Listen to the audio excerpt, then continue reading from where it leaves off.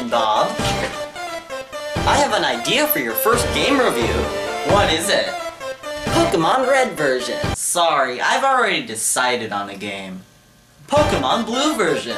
Come on, you've gotta play Red version. Really? Blue version's clearly better. You know, you really should review Pokemon Green version. Yo, where's that review of Pokemon Yellow version at? Oh my god. Pokemon Blue version. Pokemon Red and Blue. When they first came out, the games were huge successes, taking the world by storm and spawning a series like no other. And with the 3DS re-release coming this February, I see no better time to dive into these classic games. Are they still worth playing after all these years? Let's find out. You see, being the first installments in the series, Red and Blue are a bit, well, weird. And this is often in a good way, like with the NPCs. They're all a bit more quirky and unique than what you find in Pokemon today. Like the old man who really likes the gym full of women, or the famous I like shorts kid. I know that it sounds minor, but it adds a lot of charm to the game and made me want to talk to everyone for purposes other than the chance of a free item. And don't forget that Red and Blue have what is basically an open world. With a couple of exceptions, you can pretty much go wherever you want after beating the first gym. For instance, on my most recent playthrough, I decided to save all the gyms for the very end of the game, unless if I needed a certain HM move or had a new team member to train. And later on, when I realized that I was no match for my rival at Silphco, instead of level grinding, I simply went around exploring the region and gaining levels in the process, because you can do that in Red and Blue, and it's the coolest.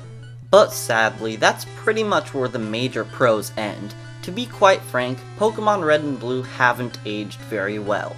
The game is completely broken in places, the most commonly referred to example being the Psychic type. Look at what types are super effective against Psychic. Ghost, Dark, and Bug, right?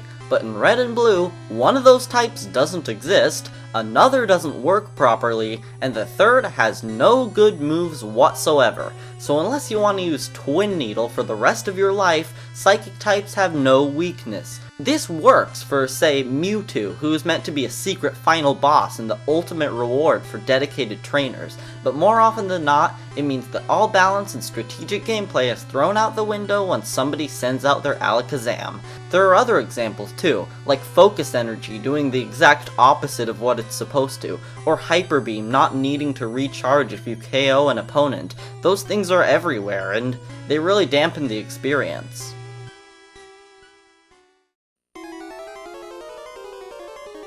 Near the end of the game, there's a huge level spike, causing you to be extremely underleveled and forces you to level grind.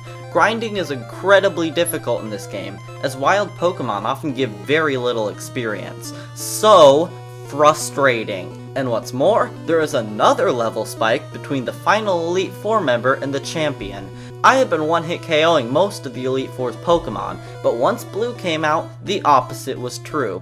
So if you've by any chance been over-leveling to prepare for Blue, the Elite Four before him will not pose any real challenge. Admittedly, this is an issue that many Pokemon games have, but I found it to be particularly major here. However, you could be like me and duplicate a bunch of rare candies with one of the game's many famous glitches. While a game being completely broken is usually considered a downside, Red and Blue's glitches are incredibly fun to mess around with.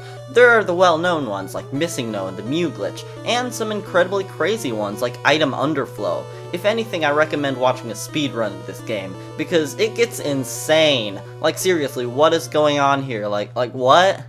Are you watching this? This doesn't make... And then there are the gyms in the game, which are the worst in any Pokemon game ever! When it comes to puzzles, this game has two of the worst ones in any Pokemon game, Lieutenant Surge and Sabrina, and the other 6 are nothing special either. The trainers within the gym often specialize in types completely different than what they should. The Rock Gym should really be a ground gym, the Poison Gym sure uses an awful lot of Psychic types, and the Psychic Gym has quite a lot of Ghost type trainers, same with all the Fighting type trainers that are in the ground gym. And don't get me started on the Elite Four. Are these just nitpicks? Probably, but I really don't get it. And as for story and characters, they really are nothing special either. For a genre of games usually known for deep and intriguing lore, the first Pokemon games don't really have that. I could go on for hours about how much I love N and Lysander, but I can't really say the same about the characters here. The whole message about how animals/Pokemon are to be loved rather than exploited is something that we don't often see outside of PETA Flash parodies, but the game itself isn't meant for fans of story-heavy JRPGs. But do you want to know my biggest gripe with Red and Blue?